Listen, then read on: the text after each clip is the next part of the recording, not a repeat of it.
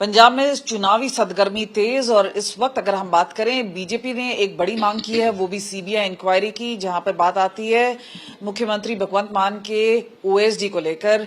क्या पूरा मामला है, सीधा बात करते हैं विजय सांपला से, सीधा बात करते हैं। सर बताइए, सीबीआई इंक्वायरी क्योंकि इससे पहले ईडी लिख चुकी है, तो आपका क्या मांग है और आपको क्या लग रहा है कि ट्रांसपेरेंसी से हैंडल नहीं किया जा रहा है?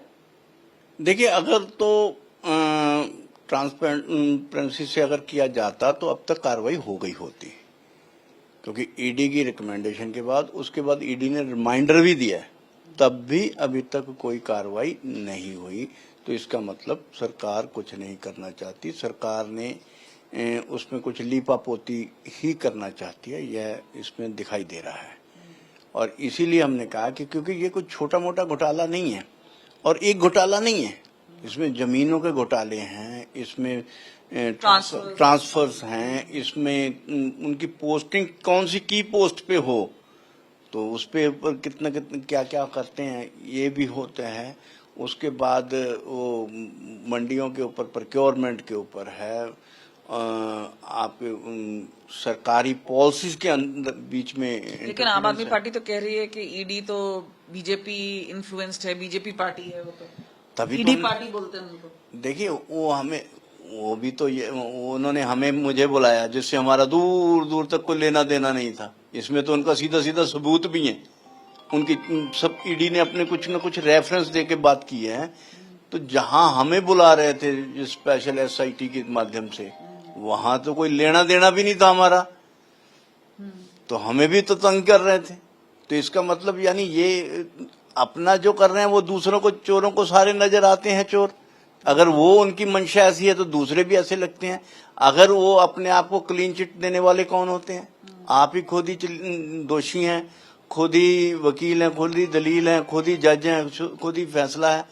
तो ये कहने का अधिकार भी उनको नहीं है। इसीलिए हमने कहा कि अगर वो अपने आप को ये दूध धुला हुआ कह रहे हैं तो सीबीआई की जांच हम मांग कर रहे हैं तो आए, वो स्वयं आगे आए, हमारी मांग से भी पहले वो आए कि हम जांच के लिए तैयार हैं, जो पूछना है वो। एक वीडियो वॉर भी चल रहा है जहां पे अब आम आदमी पार्टी का कहना है कि बीजेपी पुराने वीडियोस निकाल रही है और उसमें हरभजन सिंह का नाम उन्होंने खास तौर पे लिया है कि वो बार बार रीट्वीट कर रहे हैं, आपके स्पोक्स पर्सन रीट्वीट कर रहे हैं उस चीज को, तो उस पे उन्होंने लताड़ा है बीजेपी को।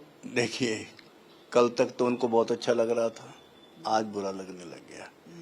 कल तक स्वभाव में तो कोई तब्दीली नहीं आई ना। फतेहगढ़ साहिब की जो तो स्कूल की बात है, मुझे उसके बारे में मुझे उसकी कोई इन्फॉर्मेशन नहीं है अभी तक, मैं उसके ऊपर कोई टिप्पणी नहीं कर सकता। मगर इतना कह सकता हूँ कि उनका ध्यान अभी ज्यादा विशेष रूप से उनके ऊपर जाना शुरू हुआ है, पहले तक तो नहीं था। तो राघव चड्ढा के ऊपर भी जाना शुरू हो गया, संदीप पाठक के ऊपर भी विशेष ध्यान जाना शुरू हो गया। तो ये बदले की भावना तो उनके अंदर काम कर रही है। इससे मैं ज्यादा और कुछ नहीं कहूंगा, बाकी जब ये जानकारी मैं लेने के बाद ही कुछ कह पाऊंगा। सर, जहां तक बात आ रही है यूट्यूबर्स पे, और अब कह रहे हैं एक और नया केस एफआईआर किया गया है लोक आवाज पे, तो इस तरह से जो बोल रहे हैं कि कॉपीराइट इन्फ्रिंजमेंट को लेके इस तरह के केसेस, खास तौर पे जो मेटा के पास गए और उनको लिंक्स को डाउन कराया गया, कैसे आप देखते हैं? क्योंकि उसकी आलोचना बहुत हो रही है। देखिए, हम सब जानते हैं कि जो मीडिया है लोकतंत्र का चौथा पिलर है। अगर वो जनता के हित में आवाज उठा रहा है, किसी तथ्य के ऊपर बात कर रहा है, तो कम से कम पहले उस तथ्य को देखना जरूर चाहिए। अगर उन्होंने कोई आपत्तिजनक बात की है तो वो भी एक जांच का हिस्सा होना चाहिए।